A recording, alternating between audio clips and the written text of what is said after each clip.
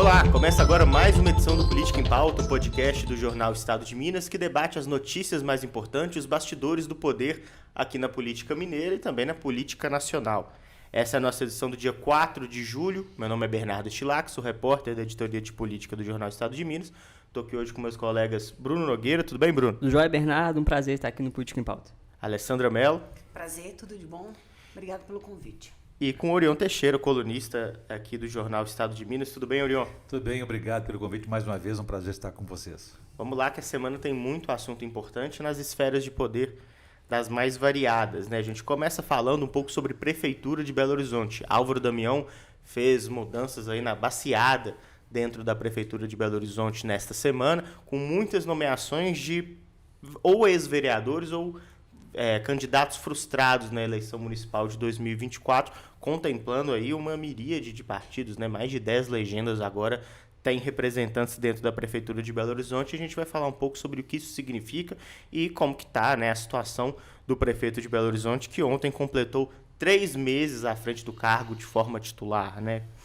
A gente vai falar no segundo bloco sobre a aprovação da federalização de Codemig e Codenge, um avanço importante que a Assembleia deu em relação ao Propag, mas que dá algumas sinalizações ao governo de Minas em relação às restrições que o Legislativo vai impor na forma como o governo vai aderir ao programa de refinanciamento da dívida. No terceiro bloco, a gente vai falar também sobre essa questão das discussões na Assembleia e como que ela já traz um impacto de uma disputa eleitoral antecipada entre o vice-governador Matheus Simões, candidato natural à recondução ao cargo, e Rodrigo Pacheco, senador, que também deve entrar nessa disputa. Vamos falar um pouco sobre o cenário também, né? A gente teve essa semana uma entrevista interessante, importante, que o senador Cleitinho, outro nome cotado para governador, deu a Berta Macarum, nossa colunista, falando que não vai abdicar, né, de concorrer ao governo estadual, diferente do que Matheus Simões vinha aventando nas semanas anteriores. Esse é o tema do nosso terceiro e último bloco.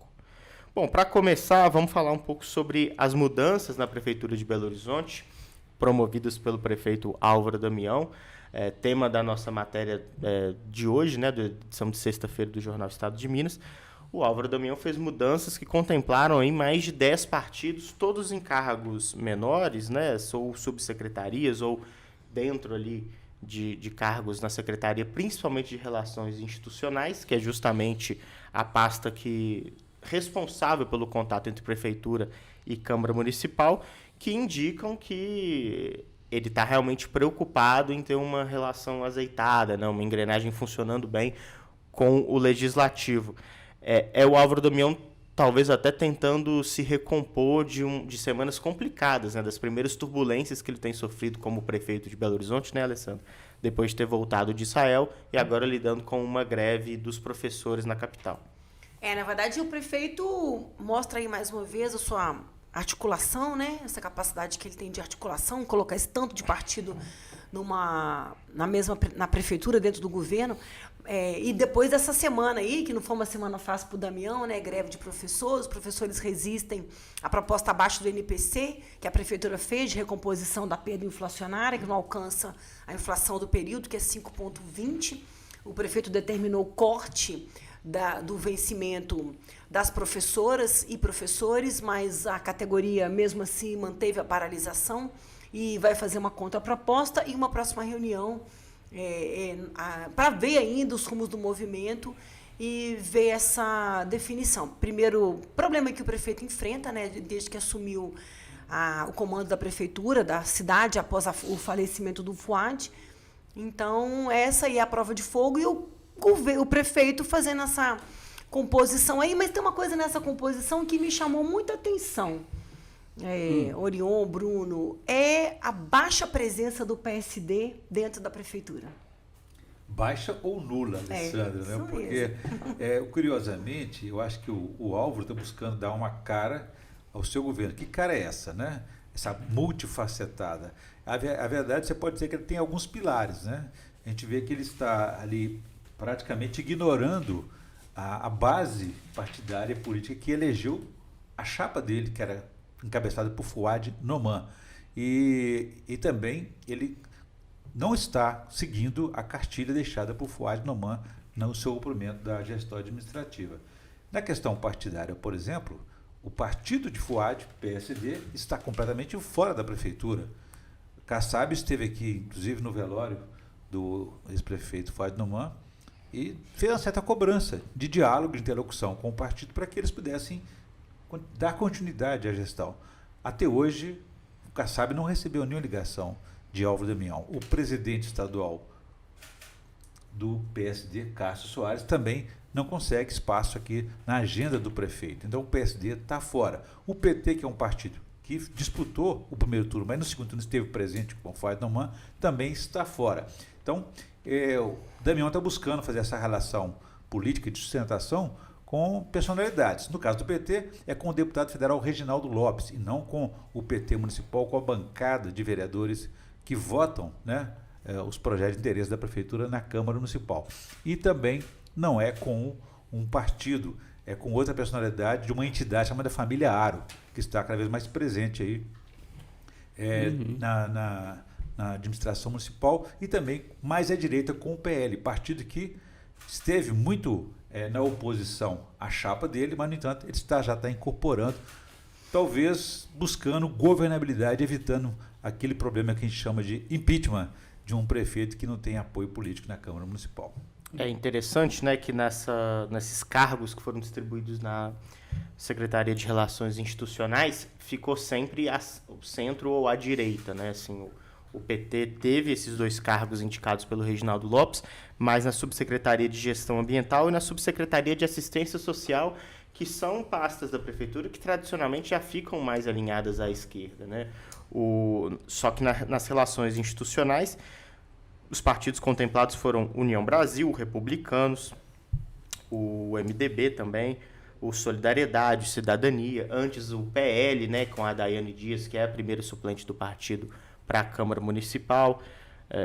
Então, assim, as relações institucionais com a Câmara, os partidos contemplados foram mais esses partidos de centro-direita, né, Bruno? Relações institucionais, que se eu não me engano, até pouco tempo atrás, estava mais ou menos ali na alçada do Paulo Lamarck, não é isso? O Paulo Lamarck da Rede teve que sair. Ela foi desmembrada na reforma administrativa do Fuad, né? E o Paulo Lamarck deixou o governo, e agora essa nova cara da Secretaria de Relações Institucionais é mais afeita a uma postura ideológica de centro-direita. Talvez tentando ali dialogar um pouco com essa direita da Câmara Municipal, que é uma direita barulhenta, né? O próprio presidente da Câmara, o vereador Juliano Lopes, recentemente cobrou o prefeito a questão da negociação da greve dos professores. Então, assim, acho que o Damião está em um momento de muito desgaste, tanto por causa da greve, mas também aquela viagem a Israel pegou muito mal no campo da esquerda, que hoje é um campo importante dentro da Câmara, tem ali mais ou menos 8, 9 vereadores, né, se eu não me engano. Mas é um aceno estranho essa questão, por exemplo, do PT, ele ter negociado diretamente com o deputado federal Reginaldo Lopes e não com a bancada, né? A bancada do PT que poderia dar para ele ali 4 votos, né? Então, é um pouco estranho. Talvez porque hoje não existem grandes pautas na prefeitura, na Câmara Municipal, mas a questão do impeachment, obviamente, preocupa, né? Porque é um prefeito sem vice também, né? Então, assim, se ocorre impeachment, o que acontece? O Juliano Lopes assume, tem uma questão da lei orgânica do município também, de que talvez seja necessária uma nova eleição, todo um desgaste para a cidade. Eu acho que o prefeito está começando a dar sua cara e precisa dialogar mais com esse campo da Câmara Municipal, né? Não só com esses atores externos.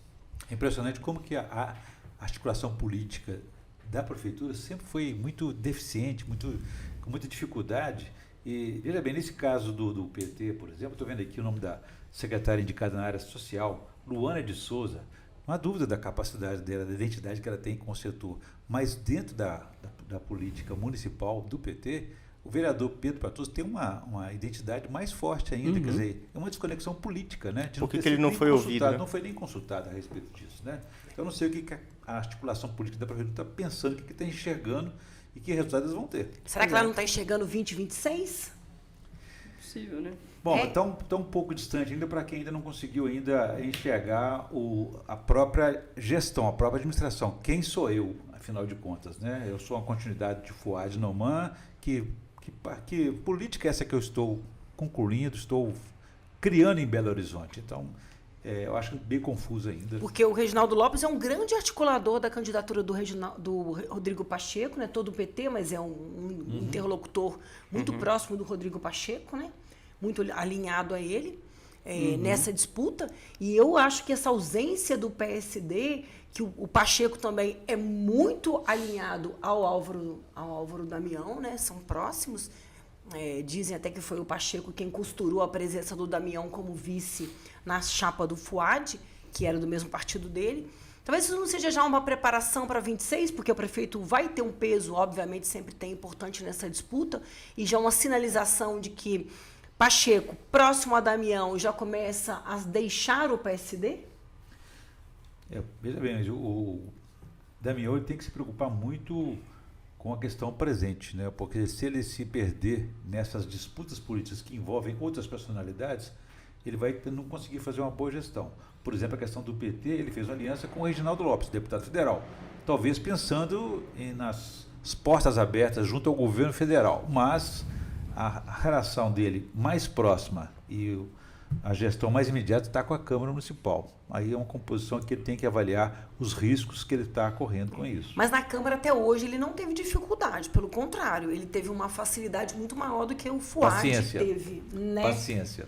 Ele teve algumas jogadas, decisões interessantes para não melindrar a extrema-direita. Por exemplo, ele não vetou os projetos inconstitucionais da extrema-direita, poderia ter vetado, deixou para o próprio presidente da Câmara. Ou ter sancionado. Não vetou. Não sancionou, Se omitiu, né?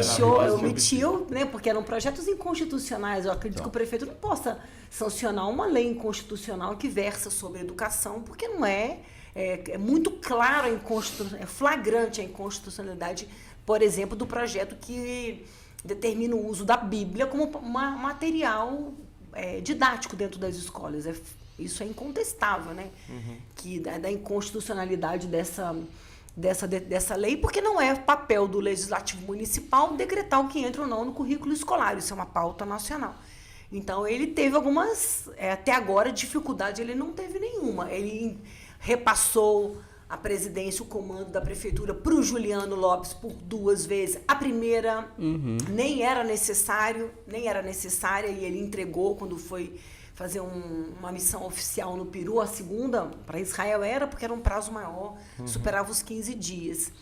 Então, assim, particularmente, eu não vejo o Damião com problemas na Câmara Municipal. E apesar da eleição estar longe, eu acho que o prefeito de Belo Horizonte, claro, sempre tem uma influência interessante na eleição, pode apoiar alguém, enfim. E o Damião, ele está em um partido forte, né? União Brasil, agora fazendo a federação com o PP, pode ditar muita coisa nesses rumos da eleição. Se dizem que ele pode, inclusive, ser o presidente da federação em Belo Horizonte, né? Comandar essa organização. Eu acho que o prefeito tem que tomar esses caminhos. A Câmara, nesse momento, não tem grandes projetos, a Prefeitura, eventualmente, pode vir a ter. A Câmara está parada nesses 15 Exatamente. dias, né? Então, eu acho que é um caminho diferente que ele está tomando, tentando dar a sua cara. A questão da Luana Souza, ela, claro, mais ligada ao Reginaldo Lopes, mas ela foi a primeira suplente do PT, se eu não me engano. Sim. Ela teve uma votação até interessante na eleição. Primeira da lista, né? Primeira da lista. Mas tem a questão do PSDB também, né? Que teve um cargo, mas parece que não... O PSDB teve um cargo, né? A gente fez a matéria e o PSDB entrou em contato para dizer que, olha, isso não foi uma negociação feita com o partido. O partido não negociou a entrada na Prefeitura de Belo Horizonte, partiu exclusivamente do prefeito. É curioso, né? Porque o PSDB carece de representação no país todo e carece de representação em Belo Horizonte. Afinal de contas, nem tem um vereador, né? Não tem nenhum vereador. Então, ganhou esse cargo aí, mas fez questão de vir a público dizer que não trabalhou por ele, que não operou por ele. E é fato que não teve nenhuma crise nenhuma com a Câmara Municipal, Alessandra, mas é também porque a Câmara, neste ano, não tem nenhuma demanda que possa impactar essa relação. Tanto o orçamento está aprovado, está sendo executado, como financiamentos importantes já foram aprovados para projetos, grandes obras aí com o governo federal. Então, não existe nenhuma demanda para que eles precisem de apoio parlamentar, apoio político na Câmara Municipal. Por isso que os vereadores estão aí se digladiando com questões de comportamento, e a direita está aproveitando essa oportunidade. Agora, pode vir a ter num futuro próximo na questão da tarifa zero. Como que o prefeito vai se posicionar em relação a isso? Porque esse projeto está avançando, não está totalmente parado. Né? Ele pode ser derrotado. Ele pode ser derrotado, inclusive. Né? E, por exemplo, agora Juiz de Fora começou a andar um projeto semelhante também. Que sinalização o Juiz de Fora pode dar para Belo Horizonte? Como que o prefeito grande dentro do estado. E a tarifa zero é um projeto revolucionário para a cidade. Né? E é muito popular, né? Se começa a fazer campanha com isso, é difícil segurar. Então, poderia ser, na visão da articulação política, ser o primeiro prefeito de capital a instituir essa novidade, essa conquista. Né? Teria visibilidade nacional. Exatamente. E problema financeiro a Prefeitura de Belo Horizonte não tem. Não tem. E o financiamento não é da Prefeitura. Em vermelho, com nota positiva AA+, dada pelo Tesouro Nacional, com superávit em suas contas. Problema financeiro a Prefeitura de Belo Horizonte. E a tarifa zero não tem como financiamento os cofres públicos da Prefeitura. É bom que se diga isso. Conhecer então, melhor o projeto. O Vale seria o dinheiro do Vale Transporte, né? Que as empresas pagam. Mas claro que a Prefeitura teria ali, ela subsidia uma parte do transporte. Ela já subsidia. Milhões. 700 milhões, então, teria que ter esse direcionamento desse recurso para... e ver como que vai funcionar com o lobby ali das empresas de ônibus também, as outras empresas. O problema maior talvez não seja nem financeiro, seja o lobby mesmo. Né? Nesse aspecto, né, é até interessante para o movimento do Tarifa Zero que esse projeto caminhe vagarosamente dentro da Câmara Municipal, porque vai dando tempo para a pauta virar uma discussão na esfera pública, né, para virar uma discussão entre os cidadãos de Belo Horizonte, que estão ali pegando ônibus, e consolidar como algo que está sendo discutido, porque se fosse aprovado e derrubado rapidamente essa pauta seria jogada de escanteio. Amadureceu o que é tido como improvável. Como foi há 40 anos, era saúde pública. O SUS hoje é uma realidade. Esses projetos começam sempre de algum lugar. Agora, para a gente fechar essa discussão, eu acho que a gente sempre fala sobre o legado do FUAD ao Álvaro Damião, recordando, né, por exemplo, a municipalização do anel rodoviário, a desativação do aeroporto Carlos Prates, mas um dos legados políticos que o Fuad Noman deixa para Álvaro Damião é justamente a Coordenadoria de Vilas e Favelas, que é uma coordenadoria criada com a reforma administrativa que foi aprovada depois da eleição do ano passado na Câmara Municipal, ainda na legislatura anterior. A gente falou muito sobre isso aqui no podcast, inclusive. E essa coordenadoria ela foi subdividida em coordenações regionais. Então, cada uma das 9 regionais da cidade vai ter um posto de comando das vilas e favelas. E esses cargos foram importantes, porque o Orion lembrou muito bem da necessidade de compor com o Marcelo Aro. A família Aro é um dos grupos mais numerosos e coesos da Câmara Municipal. Vale lembrar que o Juliano Lopes foi eleito por uma articulação do Marcelo Aro que começou... Não é uma hipérbole, né? É exatamente um dia depois da eleição municipal de Belo Horizonte, o grupo de vereadores que elegeu Juliano Lopes já estava formado. Ou antes, né? Porque com o Gabriel Azevedo havia já aquela oficialmente um dia, né? Mas obviamente que as amarrações já inclusive o combinado era que o Gabriel Azevedo passasse o comando para ele um ano antes. Isso, né? E nessa reorganização, nessas nomeações, 3 nomes da família Aro, né, ex-assessores de vereadores da família Aro, inclusive do Juliano Lopes, ganharam cargos na Coordenadoria de Vilas e Favelas, e é na Coordenadoria de Vilas e Favelas que está o único cara do PSD nessa nova gestão da Prefeitura de Belo Horizonte, né? A Alessandra lembrou que o PSD é quase inexistente na Prefeitura, e ontem, para poder fazer a matéria, eu tentei cavar, né? Não é possível que não tenha ninguém. E é o coordenador de Vilas e Favelas da Regional Centro-Sul, que é o Júlio Fessô, que é do PSD, concorreu a vereador e acabou não conseguindo o cargo. E aí ele é da favela da Serra, se não me engano, estava ali na campanha. Fez campanha com ele, fez do lado com dele, ele, né? Ele é uma liderança comunitária. Né? Lógico, não é um nome de primeiro escalão, uma representação menor ali dentro do Executivo Municipal, mas é o nome que o PSD tem. E aí é essa questão, né, que a gente está discutindo em relação a 2026, porque o PSD tem no Rodrigo Pacheco, teoricamente, o seu candidato, né, para concorrer ao governo de Minas. Rodrigo Pacheco, por sua vez, é apoiado pelo PT, mas o partido do Kassab está namorando ali uma possibilidade de alinhamento à direita. O Matheus Simões já falou abertamente isso, né, que quer ser o primeiro nome da lista de contatos do Gilberto Kassab caso o Rodrigo Pacheco deixe a legenda. Ele acredita que o PSD faça mais sentido como um partido de centro-direita, afinal de contas, é quem organiza a candidatura do Tarcísio de Freitas ou a reeleição em São Paulo ou a eleição nacional, é o partido que tem o Ratinho Júnior como governador do Paraná, é o partido que tem agora o Eduardo Leite como governador do Rio Grande do Sul.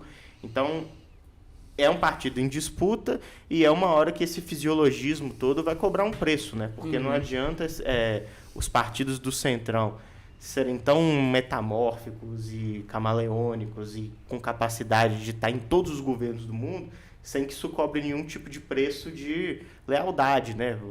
O Pacheco vai para onde? Vai ficar no PSD e o PSD vai ter esse jogo com todos os campos políticos?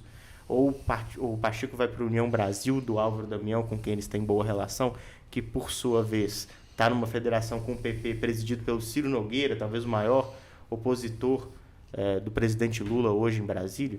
Então, esse fisiologismo uma hora vai ter que cobrar um preço, né? E a gente está vendo isso, inclusive, dentro das movimentações municipais. E lançando a bola na outra área, né? A Alessandra falou em 2026, mas tem 2028 também, né? Então, o Álvaro Damião está compondo aqui a sua gestão para dar a governabilidade para ele fazer uma boa gestão e, quem sabe, pleitear, naturalmente, uma reeleição. Mas o principal concorrente dele está observando tudo isso, chama-se Gabriel Azevedo, e já chamou esse loteamento aqui de Álvaro Cabidão.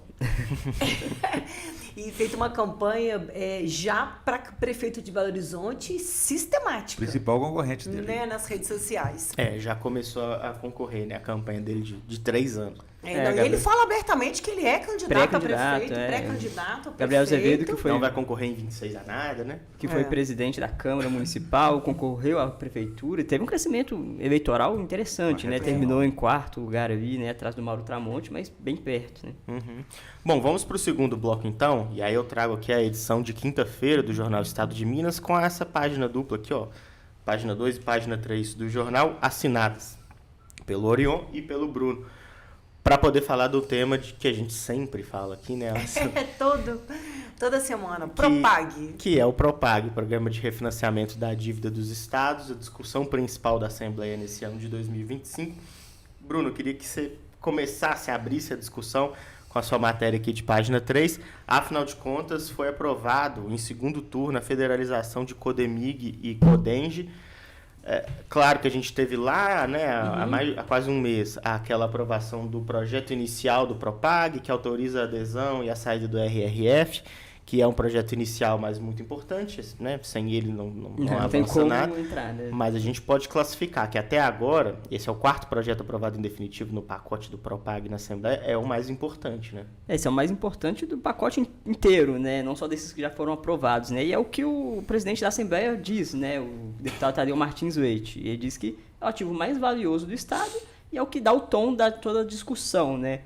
Porque federalizando a Codemig, se tem aquela questão dos 20% de abatimento extraordinário da dívida para reduzir os juros ali. Qual que é o preço da Codemig? A gente não sabe ainda. Tem a expectativa ali de que ela possa valer esses 20% de uma dívida de 165 bilhões, 170, que daria ali mais ou menos 34 bilhões, enfim. Mas ainda é uma questão a ser apurada pelo BNDES, como o governo do Estado defende que quem tem que fazer essa avaliação é o BNDES.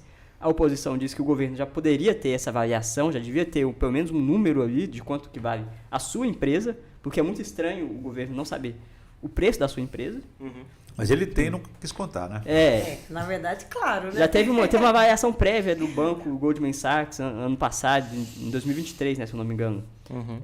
Que diz ali que vale 4 ou 5 bilhões de dólares, né, mais ou menos 20 e poucos bilhões de reais, o que não seria o suficiente, mas seria um grande passo, né, em direção ao objetivo do governo. Então essa federalização foi aprovada com travas importantes, inclusive, né, com que poderia a gente considerar vitórias da oposição, que é a questão de impedir que a empresa possa ser privatizada, né? Porque se tinha esse medo, essa questão, como tem nos projetos de CEMIG e Copasa, né? Que essas sim já são privatizações mais tradicionais, mas se diz muito que esses projetos do Propag são muito ambíguos, né? Que pode ter essa questão da privatização, de vender imóveis, por exemplo. Então é uma aprovação importante E uma coisa que o Tadeuzinho também pontua é uma cobrança que ele faz ao governo do presidente Lula, porque o Matheus Simões, vice-governador, enquanto presidente do comitê do Propag, ele enviou alguns ofícios ao governo já há algum tempo, cobrando posições mais firmes sobre o interesse nessas estatais, né? Porque diz assim, olha, vocês têm interesse mesmo na Codemig? Como vocês querem a Codemig, a CEMIG, Copasa? Então, o Tadeuzinho acredita que, tendo essas respostas, os projetos começam a andar. Um ou outro pode andar, um ou outro pode ser arquivado. Como, por exemplo, a questão da UENG. Ele não diz especificamente a questão da UENG, mas o governo já sinalizou que talvez não tenha esse interesse. Mas não deu uma resposta oficial para o governo do Estado, né? Os deputados precisam saber onde é que eles vão gastar a energia deles, né, Bruno? Porque é bom recapitular, até o fim do ano, os estados vão ter que decidir se aderem ou não ao Propag. O Propag, ele determina o refinanciamento da dívida em 30 anos. E ele cria alguns mecanismos de redução dos juros, que hoje é a inflação mais 4%. E a principal redução que Minas Gerais pode conseguir são 2 pontos percentuais com abatimento de 20% da dívida. Se a dívida está em 170, 20% seriam 34 bi, e o que a oposição prega, e até o Tadeuzinho já sinalizou em algumas oportunidades, é que a Codemig teria esse valor, ou pelo menos para chegar muito perto disso. E aí com a Codemig você já não precisava discutir a federalização de outras empresas, ou privatização. Não precisa discutir CEMIG, Copasa, não precisa discutir os imóveis, não precisa discutir a mais questão nada. é que o governo do estado, para poder colocar esses ativos em negociação, precisa da autorização da Assembleia, e é isso que a Assembleia está discutindo. Já autorizou a federalização de CEMIG, de Codemig e Codenge. Agora tem tem aquela lista, né, com centenas de imóveis, tem a UENG, tem a Rede Minas, a Rádio Inconfidência, principalmente CEMIG e Copasa nessa discussão. Aproveito para adiantar que no final de semana a gente vai publicar uma matéria explicando tecnicamente como é que é feita essa avaliação e por que demora muito tempo para poder se chegar a um número certo de quanto valem essas empresas. Porque é um processo minucioso, né, que precisa ser feito com cautela, com análise, checagem e rechecagem de documentos para poder garantir que não vai ter nenhum tipo de problema contábil ali que interfira, né, que cause problemas na determinação de quanto valem os ativos de Minas Gerais. E, afinal de contas, essa é a principal discussão, né? O que Minas tem para colocar na conversa. Essa é uma discussão mais técnica, e não menos importante da questão do Propag, mas tem, obviamente, a discussão política. E aí é onde a gente entra aqui na página 2, que é a coluna do Orion, além do fato, que traz como título Propag: Pacheco derrota Simões na Assembleia. E é especialmente sobre essa discussão de federalização ou privatização, né, Orion? A sinalização do plenário da Assembleia foi de que uma visão mais próxima ao que pensa o Pacheco sobre a dívida do Estado foi vitoriosa sobre a visão do que pensa o Matheus Simões e o governo Zema de uma forma geral. Isso mesmo. Voltando ao que o Bruno falou, a questão da valuation e a avaliação da Codemig. O governo, na gestão do Thiago Toscano, antecessor da atual presidência Luísa Barreto, fizeram uma avaliação. Eles fizeram 2 avaliações. A do Goldman Sachs chegou a 30 bilhões de reais para a iniciativa privada. Isso. Para a outra avaliação, era para a federalização, 59 bilhões de reais. Quer dizer, como é que é a maneira que você trata o dinheiro público, né? A visão que você tem com a coisa pública. Mas ela deve valer até muito mais do que isso, porque recentemente o pessoal da CBMM, a direção da CBM, a Companhia Brasileira de Metais e Metalurgia, acho que esse é o nome, que faz a execução desse projeto de exploração do nióbio lá em Araxá, que é a mina da Codemig. Eles descobriram que o rejeito do nióbio, ele forma uma série de minérios, entre eles o lítio, né, chamado terras raras. Isso aí vai supervalorizar esse preço da CEMIG. Quer dizer, isso tudo impacta. Não é coisa de 6 meses, de 1 mês, você vai fazer uma avaliação como essa. Sim. Tem várias prospecções, tem que ser entrar nesse cálculo, passivo, ativo, enfim. Não é um cálculo técnicas, fácil de ser né? feito. Você Então, precisa de um engenheiro, o governo de Minas sabe disso, exatamente, o governo de Minas sabe disso, e o projeto não pede que o governo de Minas apresente o valor. Peça que ele apresente até dia 30 de outubro os ativos que ele avalia que são possíveis de serem aceitos pelo governo federal. O governo federal vai ter a prerrogativa de dizer assim, não, isso aqui eu não quero, o ENG eu não quero, isso eu não quero CODEMIG, ou quero CEMIG, não quero Copasa, enfim. E o texto do Propag diz que se o governo apresentar dentro do prazo, o governo de Minas e o governo federal não topar, ele pode apresentar outro para substituir. Está no texto da lei do Propag, da regulamentação. Só não pode, ele pode retirar. Ele pode apresentar outro. Enfim, então é uma negociação que ela tem que ser madura, tem que ser responsável, não pode ter exatamente a questão só política da minha visão de mundo, a minha visão do meu programa de gestão é que vai influenciar. Eu quero vender tudo, entendeu? Enfim, o governo Zema se aproveitou da oportunidade do Propag que permitia essa liberação de ativos e tentou ali abrir a porteira e passar a boiada. Vou privatizar tudo, até mesmo o Palácio das Artes, por exemplo, né, que pode causar e está causando aí um estresse com a Secretaria de Cultura e até a demissão do secretário. Mas eu coloquei essa questão de Pacheco aí, viu, Bernardo, porque a origem, né, desse pensamento, dessa articulação, foi feita lá com o senador Rodrigo Pacheco, enquanto presidente do Senado Federal, juntamente em aliança com a Assembleia Legislativa, o presidente Tadeu Leite, né? E a ideia da federalização, que começou num projeto lá atrás, se não me engano, foi o deputado professor Cleiton, que apresentou essa proposta de federalização. A gente achava uma coisa impensável, e sim, a coisa está se concretizando, se materializando. E eu considero essa questão política porque o Simões está muito ativo nessa discussão, e eles tentaram, nesse projeto da federalização, incluir ali brechas para privatização, ou seja, caso o governo federal recuse, ou caso eu encontre uma proposta melhor na iniciativa privada, eu prefiro privatizá-la. Então, receosos dessas medidas aí, os deputados fecharam questão, por unanimidade, aprovaram a federalização 100% para o pagamento da dívida, 100% para o Propag. Ou seja, não há brecha para a privatização. O que incomodou muito Simões, incomodou muito Marcelo Aro, secretário de Articulação Política, porque eles queriam essa brecha e não a tiveram. E por que não a tiveram? Porque não tiveram maioria. A maioria deles não é uma maioria maior. Eles não têm a maioria. Não é coeso o grupo, né? Não tem sim. Foi uma derrota grande, né? Foi uma derrota. Ela é bamba, ela é frouxa. Nós sabemos que na Assembleia existem 3 agrupamentos políticos, né? Tem a oposição, 22, 23 votos. Né? Nós temos ali o grupo governista, que o Zema faz conta de 54 votos. Diz que é o resto, né? Não é o seguro, não é verdade. E tem ainda um terceiro mais importante, que é o grupo de Tadeu Leite. A base Tadeu é a mais forte. Essa base Tadeu é a mesma do Pacheco.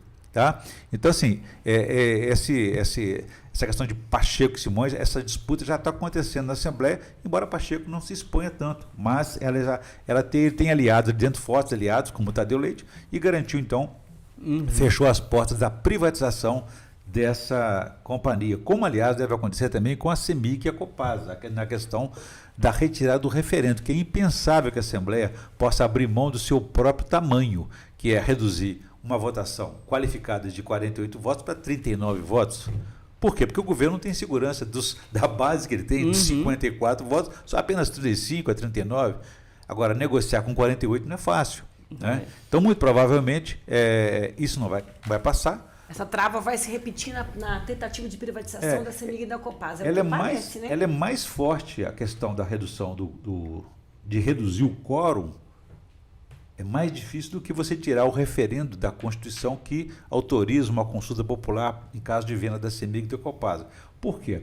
Porque os deputados, 10 deputados, vão abrir mão do seu voto. É uma coisa que o deputado Jean Freire falou, né? Porque essa Assembleia tem um lema, voz e poder do povo, está querendo calar também a voz dos próprios deputados. Não, né? E se o Zema não tem os 54 votos, se ele não tem os 54 votos, se ele não tem essa, essas pessoas não vão 48, votar para não tem 54, tem o 48 e talvez não tenha 39. Então, quer dizer, é uma questão política que eles têm lá que se haver. E agora eu estou vendo que na edição passada, que o vice-governador Simões disse ontem que a oposição estava gritando barulhento, muito, deveria gritar lá no governo federal.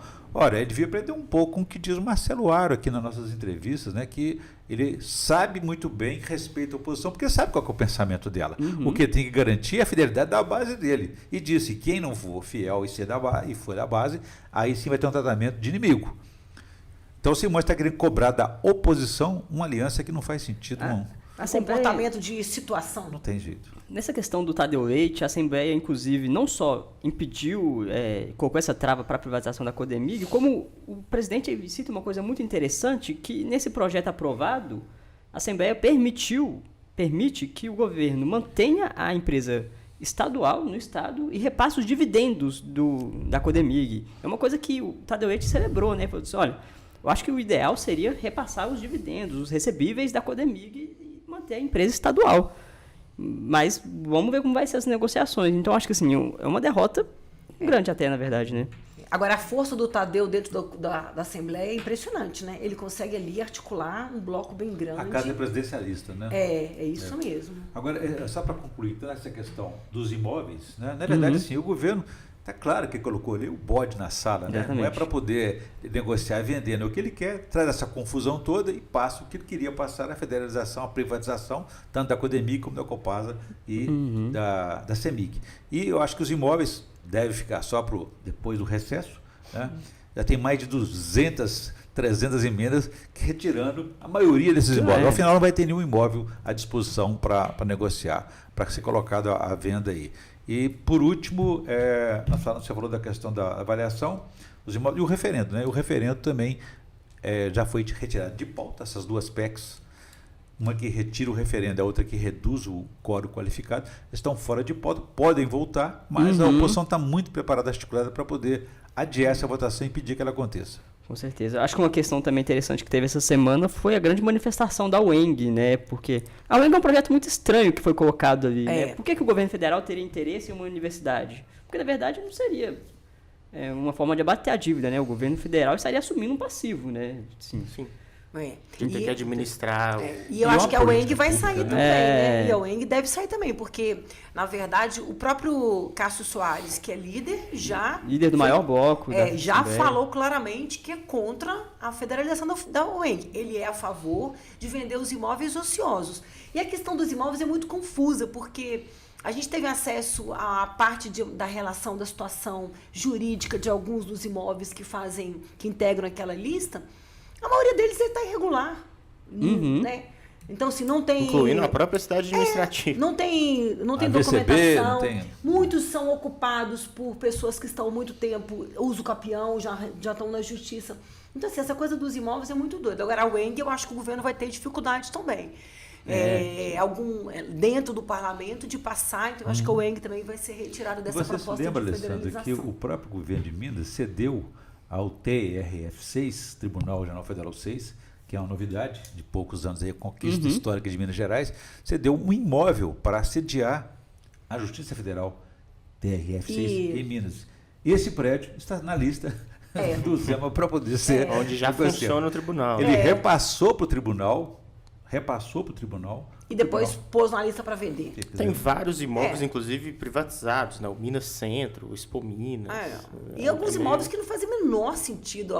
O prédio da Fundação Clóvis Salgado é um edifício tombado pelo patrimônio público. Vai tirar ali, vai privatizar. Fora os do judiciário. Fora do judiciário, própria sede de poder público. É estranho que no ofício que envia a lista dos imóveis, o governo argumenta que são imóveis ociosos ali, que não estão cumprindo sua função, né? Agora, uma coisa que eu acho impressionante... difícil. Agora, uma coisa que eu acho impressionante nessa questão dos imóveis é como que o Estado tem imóveis irregulares e não faz um movimento para regularizar a situação previamente anterior a isso. Como é que um Estado fica com o imóvel sem documentação? Como é que um elevador não funciona? Como é que... Tem coisas mais graves, inclusive, de regularização de imóveis, né? Agora, essa questão do que o Bruno levantou, do Tadeuzinho fazendo esse chamamento ao governo federal, é interessante mesmo, né? Porque a gente conversou com o Nelson Barbosa, né, o diretor do BNDES, que vai ficar responsável por fazer a avaliação dos imóveis, e ele disse que cabe ao governo de Minas e ao governo federal entrarem em algum tipo de consenso sobre uma mudança na metodologia utilizada para poder avaliar essas empresas, que inclusive abrange a possibilidade de que valha como valor preliminar a consultoria privada que os estados contratem.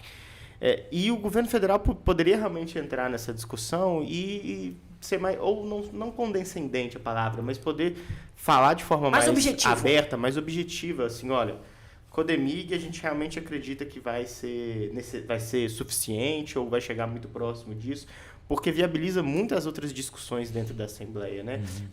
O governo de Minas, por exemplo, perderia uma força absurda na discussão da derrubada do referendo. Não há necessidade, não teria mais a necessidade de se comprometer eleitoralmente, inclusive, em derrubar um referendo popular para poder falar sobre a empresa de energia, a empresa de saneamento, quando o próprio governo federal já garantir que a Codemig vai ser o suficiente para poder abater os 20% da dívida. Mas o governo quer privatizar a CEMIG e o Copasa. Pois é, mas se o governo federal apontar que não há necessidade de envolver isso, fica muito explícito que o interesse do governo Zema, na verdade, é se desfazer dessas duas companhias e não utilizar elas dentro do Propag, que é a argumentação da oposição. Acho que a oposição é muito bem articulada, ela consegue feitos impressionantes dentro da Assembleia, dada o pequeno número de parlamentares, né, 22, 23 parlamentares diante de 77, conseguir travar discussões como a do referendo dentro das comissões, conseguir vitórias como a da federalização, mas poderia utilizar melhor o trânsito que tem com Brasília para poder exigir pelo menos uma manifestação mais explícita do Ministério da Fazenda em relação a essa situação, do Tesouro Nacional. Mas você fala do trânsito com Brasília, né? Eu acho que a bancada estadual deveria fazer esse papel. Cadê a bancada federal de Minas Gerais, especialmente a do PT, que não participa desse processo, que deveria ter e tem um trânsito maior ali com o Tesouro Nacional. Que delegou como se fosse uma questão só da Assembleia Legislativa. A bancada do PT federal está completamente alheia a essa discussão. Foi feita recentemente lá uma audiência pública do Rogério Correia, deputado federal. Fora disso, eu não vi mais nenhum outro movimento, uma manifestação de interesse em defender essa discussão, esse processo de Minas lá em Brasília. E o governo federal deveria eleger um porta-voz, um setor que cuidasse disso, que pudesse dar essas respostas mais rapidamente. Porque fala às vezes o Tesouro Nacional, fala a Secretaria do Tesouro Nacional, fala ali o Ministério da Fazenda, fala uma área política, enfim, está muito desconexo. Não sei se é a hora do governo federal se posicionar, mas poderia ter ali um departamento, um órgão, um porta-voz. Olha, nós cuidamos aqui de Propag, por exemplo. E a manifestação do BNDES nesses casos é muito técnica, né? E eu acho que é uma manifestação correta, porque ele não quer se colocar numa discussão política nesse aspecto. Então, o que precisa ser feito é realmente uma manifestação do governo. E esse caso da federalização das empresas dentro do Propag só envolve Minas Gerais. Nós fizemos na semana passada uma matéria sobre a quantas andam o Propag nos outros estados. Rio Grande do Sul, Rio de Janeiro e São Paulo nem começou a tramitar. Goiás não vai ter imóvel para federalizar, não vai ter nada de imóvel, perdão, empresa. Não vai ter empresa. Já foi aprovado. Já foi aprovado, um projeto super simples, é um único projeto, não tem... a dívida é menor também. A dívida é menor e não vai entregar nada, não vai entregar nenhuma empresa privada. Então, o único estado... E já não tem mais, né? Já não tem mais. Então, né? O único estado que tem estatais para entregar, para abater a dívida... é o governo de Minas. Então, que fizesse esse trato diretamente via bancada ou via alguém para resolver, porque esse não é um problema que afeta outros estados, a questão da federalização de estatais. É só de Minas Gerais. Né? E o governo federal tem interesse, né? Porque o governo federal ele tem problemas fiscais, de arrecadação. Então, ele tem interesse que Minas Gerais pague essa dívida. E, por exemplo, receber uma empresa como a Codemig seria muito vantajoso receber a exploração do Nióbio, os dividendos da empresa, né? É uma discussão que fala sobre soberania nacional. Exatamente. Uma discussão que fala sobre a exploração de terras raras, como o Orion colocou, que é a pauta geopolítica do dia, né? É a discussão que é feita em relação ao interesse que as grandes potências têm nesse tipo de minério, né? Então, o Brasil pode sair na frente tendo a Codemig e de novo entra naquela discussão. É importante que o governo federal manifeste interesse. A gente quer sim. Isso é uma tendência nesse sentido, quer dizer, já existem algumas travas, algumas definições que, por exemplo, essas empresas continuarão tendo sede em Minas Gerais. Então, puxar para Minas também o que é possível, né, de capitalizar alguns ganhos com isso. Bom, a gente falou bastante sobre Propag aqui, é sempre um tema que rende muita discussão, mas a gente falou também sobre o impacto político que essa discussão dentro da Assembleia tem, inclusive já mirando 2026. Falamos de Simões, falamos de Pacheco, acho que é interessante também a gente ressaltar no nosso terceiro bloco a entrevista que o Cleitinho Azevedo, senador, deu para a Berta Macaron, falando que não vai abrir mão da disputa do governo de Minas em 2026, e ele sempre se baseia, né, nessa questão de respondo unicamente ao povo, não tenho nenhuma amarra partidária, não vou ficar refém do que os partidos costurarem nos bastidores. A gente lembra até a frase que ele mesmo disse na convenção do PL, quando foi lançada a candidatura de Bruno Engler e Coronel Cláudio à prefeitura, que ele mesmo sendo do Republicanos, que tinha o Mauro Tramonte como candidato à prefeitura, ele estava lá junto do Bruno Engler e bradou na Assembleia que se exploda a infidelidade partidária, né? Ele tem essa parte, essa questão de ser íntegro em relação às alianças que ele faz com os políticos e não com as legendas, faz parte dessa coisa de outsider que ele quer manter também, mas o que interessa nessa discussão é o Cleitinho Azevedo pela primeira vez se manifesta, quase um mês depois, de forma contrária ao que o Matheus Simões disse, que eram negociações já bem adiantadas no sentido do senador desistir de disputar. O que será que aconteceu nesse meio tempo, né? Assim, a gente teve, por exemplo, uma aproximação muito explícita do Matheus Simões com o ex-presidente Jair Bolsonaro. O Bolsonaro esteve aqui, se reuniu com o Simões, almoçou do lado do Simões. Agora ontem ele almoçou com o deputado federal Nicolas Ferreira em Montes Claros.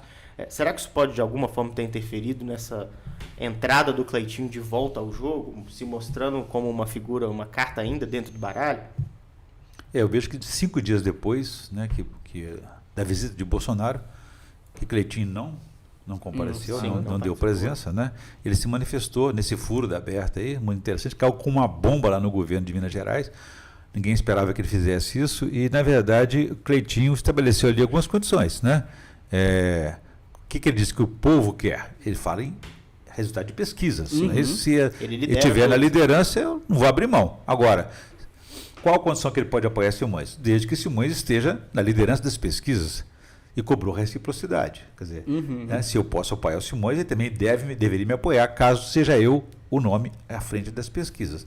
Jogou então um balde de água fria aí e derrubou a tese da unidade da direita, reivindicada por Matheus Simões junto ao ex-presidente Jair Bolsonaro. Ele fez esse apelo para que ele apaziguasse e fizesse essa integração da direita aqui em Minas Gerais. E ofereceu, acredito que ele arrumou um problema para si mesmo, inclusive, ele ofereceu para Bolsonaro uma vaga de senador para que ele indicasse um aliado. Já tem ali o Marcelo Aro nessa chapa, na futura chapa dele. Então, Marcelo Aro e o nome do PL. Ora, e aí ele fechou porta para outras composições. Já ouvi dizer que o presidente desses republicanos, que é o partido Cleitinho, ofereceu a retirada da candidatura de Cleitinho se ele fosse o candidato a senador. Então, são 3 nomes para 2 vagas. Aí eu digo para você, pode surgir um 4º nome, muito competitivo, que é Romeu Zema, caso fracasse a tentativa dele de ser candidato a vice-presidente de alguém no campo da direita. Então, se fracassar, ele vai ter que ir para o Senado. Né? E aí são 4 nomes para 2 vagas, sendo que é de Romeu Zema, essa é indegociável. Fora toda a disputa interna no PL para saber quem vai ser o nome do partido. Né? Não, mas aí o Bolsonaro é que vai indicar, esse é o problema do Bolsonaro, né? Ele pode indicar qualquer nome. Outro dia mesmo alguém perguntou, mas por que a direita tem tanto candidato? Tem Matheus Simões, tem Cleitinho, tem Nicolas, tem Domingos Sávio, Caporeso, tal. Eros Biondini, tem agora então, o e a esquerda não tem nenhum. Não existem candidatos da direita, não. Só tem uma base, é o bolsonarismo. Quem o Bolsonaro indicar vai ser. Então, o que o Simões fez no meu modo de ver, nesse movimento de bolsonarizar, ele que tinha um discurso, uma preocupação de se ficar mais ao centro, tanto é que ele não ficou no pacote do marqueteiro do Zema, o Renato Pereira do Rio de Janeiro. Foram numa direção, ele buscou outro caminho. Ele contratou Alberto Lages para ser o seu marqueteiro aqui, buscando uma linha própria. Mas nesse dia aí, na visita de Bolsonaro, ele fez o teste e passou para ser bolsonarista. Tá? Ele cantou Bolsonaro presidente? Sim. Ele recebeu a medalha. Ele fez. Recebeu a medalha embroxada. Por que eu acho que ele fez isso? Porque eu acho que ele antecipou tanto a campanha dele que a ansiedade está batendo na porta. As raias do desespero, porque não sai dos 4%. Alguém disse para ele, olha, se você aderir ao Bolsonaro, à direita você vai conseguir arrancar 20%. Ok, pode chegar lá, mas e depois? Então, depois você precisa de buscar mostrar a si mesmo. E aí, assim como alguém que tiver apoio do Lula, por exemplo, nessa polarização, vai alcançar 20%, 25%, mas depois precisa mostrar a si mesmo. E que tem independência, tem visão própria das coisas, da política e da gestão. E nesse caso aí, ele não vai conseguir mais acesso ao centro, já que ele fez um movimento para a extrema-direita. É bom para ele parar para pensar. É uma linha que depois de cruzada é difícil voltar atrás, né? Assim, mesmo que a gente esteja há mais de um ano da eleição. Né? É a mesma coisa com o Rodrigo Pacheco com o presidente Lula, né? São dois nomes, Lula e Bolsonaro, que carregam muita rejeição do eleitorado, né? Então, assim, tem que ser muito amarrado essa questão da chapa, o que eles vão fazer, com que tipo de aliança eles fazem. E, por exemplo, perder o centro aí para o Simões poderia ser devastador, né? Porque a gente está dizendo de tempo de televisão, fundo partidário, coisa que o Novo não tem hoje, né? E eu acho que a chapa que vai gravitar as alianças em torno do Pacheco, elas serão do centro. Do outro campo. Do centro e, inclusive, assim, com o PT fora. Para deixar assim claro, se não temos, né? Porque o discurso que o senador tem adotado, já um discurso de pré-candidato ao governo de Minas, é sempre do diálogo, de ir para o centro, contra o radicalismo que tem afetado Minas Gerais, tem atrapalhado todas as discussões. Esse é o discurso que o Pacheco vem adotando, diretamente, muitas vezes, claramente, ou pelas vias transversas.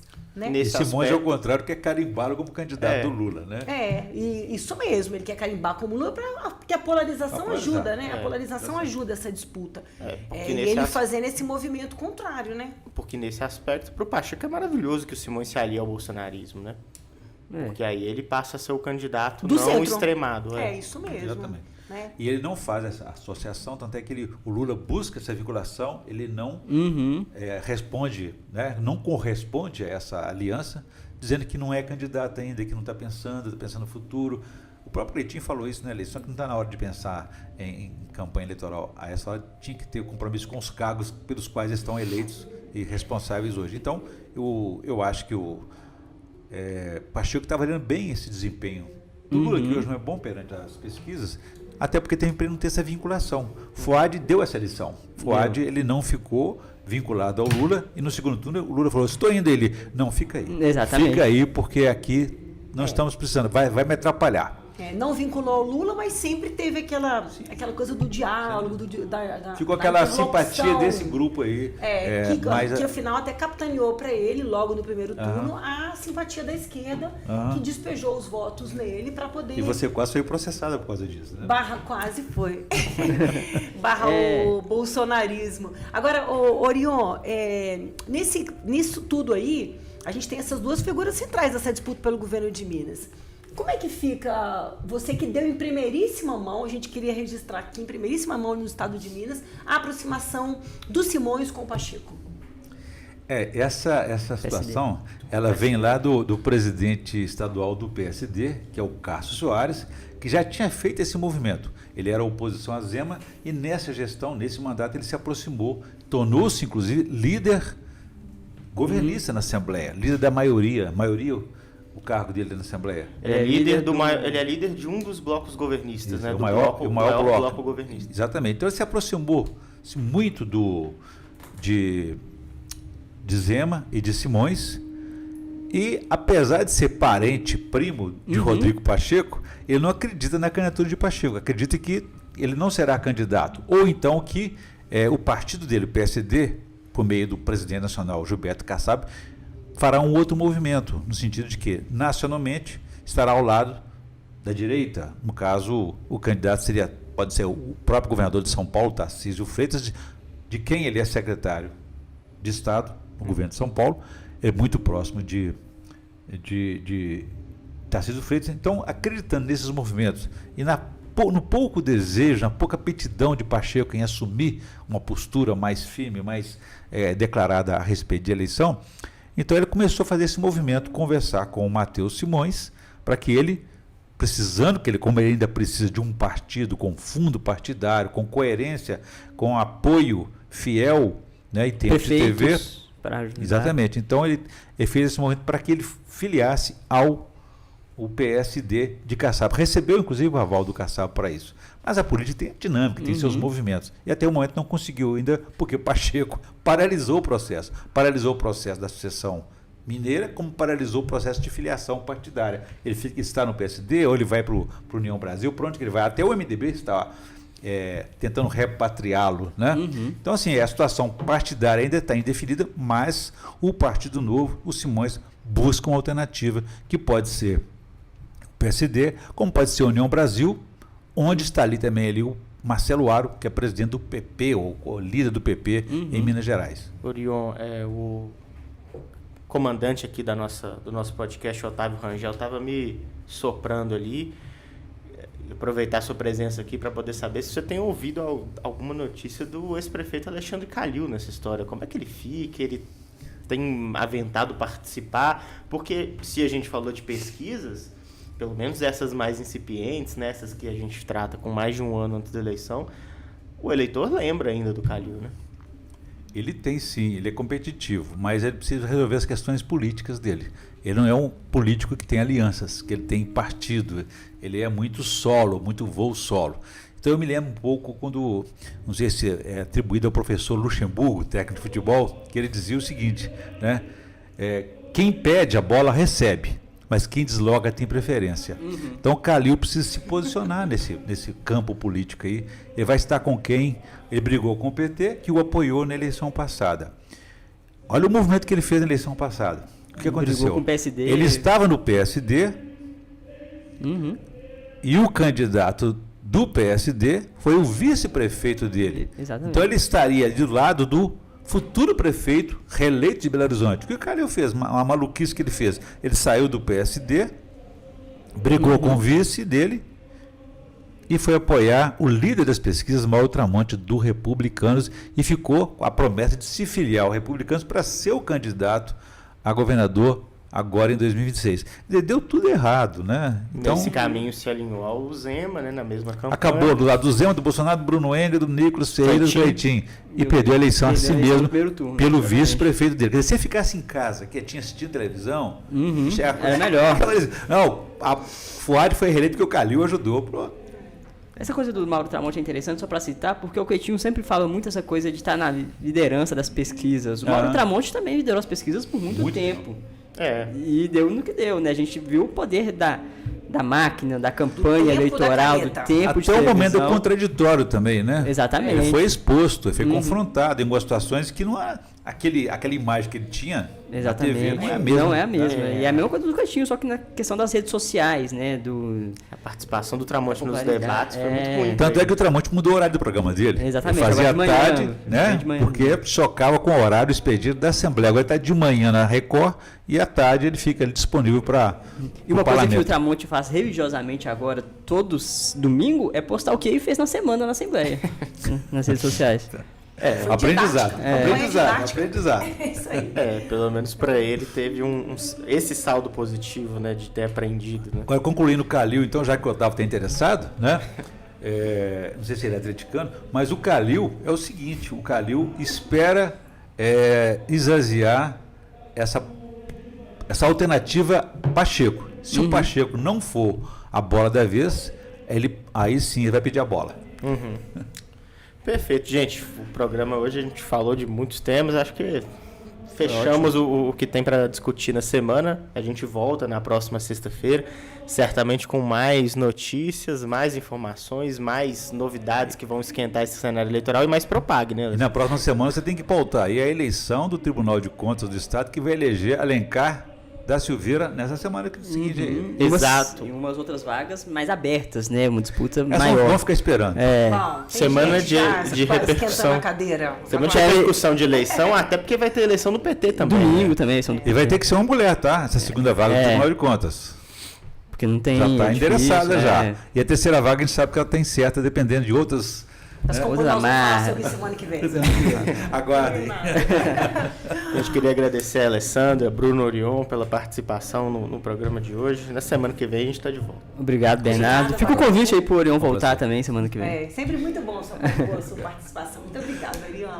Bom, você que nos acompanhou, vale lembrar que todas as edições do Política em Pauta estão no Spotify, no seu agregador favorito de podcast, e estão aqui para você assistir a gente em vídeo também no canal do YouTube do Portal UAI, junto com uma série de outros conteúdos produzidos aqui no Jornal Estado de Minas, conteúdos de cidades, de cultura.